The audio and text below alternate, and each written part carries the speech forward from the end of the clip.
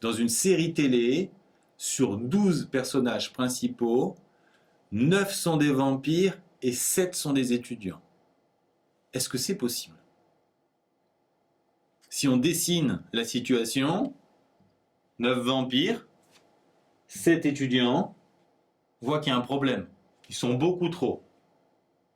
Mais il y a une solution, c'est que les vampires mangent des étudiants. Mais ce n'est pas la bonne. Il y a une deuxième solution, c'est que certains vampires sont des étudiants. Les personnages qui sont à la fois vampires et étudiants, comme à la fois s'écrit avec le symbole inter, on va dire qu'ils sont V inter E, vampires et étudiants. On peut se demander maintenant, est-ce qu'avec ces informations, on peut déterminer le nombre de personnages qui sont vampires et étudiants?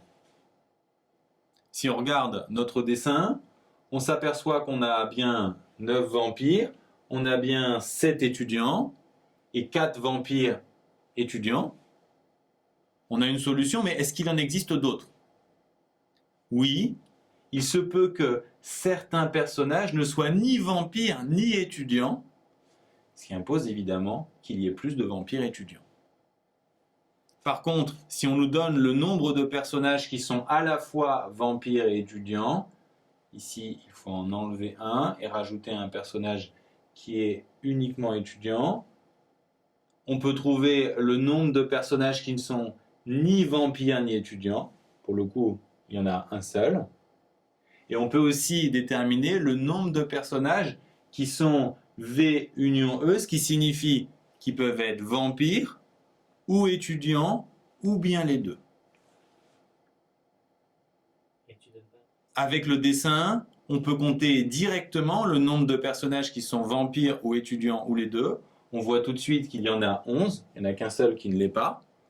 On peut aussi utiliser une autre méthode qui va servir régulièrement dans la suite du chapitre. On compte tous les vampires, ils sont 9. Ensuite, on compte les étudiants, 1, 2, 3, 4, 5, 6, 7. Mais on a compté 2 fois les personnages qui sont vampires et étudiants, donc on doit les enlever une fois. Si on divise tous les termes de cette formule par le nombre total de personnages, je vous rappelle que le nombre de cas favorables sur le nombre de cas total, ça donne des probabilités.